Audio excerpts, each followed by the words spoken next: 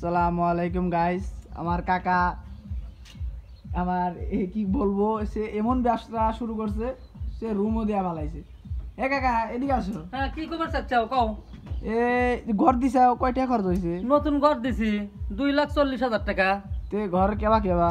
ঘরের কেবা কেবা ঘর দিছি, তোমরা চাষি মাছি লিয়ে আসবে, ঘরে থাকবে আর লাগে। ওরে সোদন, কয়খান রুম দেওয়া হয়েছে? কয়খান? 3খান রুম আছে মাত্র? হ্যাঁ। 3 একদিন ভাড়া কয়টা হবে তাও? একখানের ভাড়া তাও 2,000 টাকা, এক রাত থাকবে। হ্যাঁ। ও একি সব চাষি কবে আনবে? একি জোরাজুরি খালি? জোরাজুরি তো। তাহলে কাইলে লিয়ে আসি। লিয়ে আসো গা। আমি তো অ্যাডভান্স দেবো না কিছু?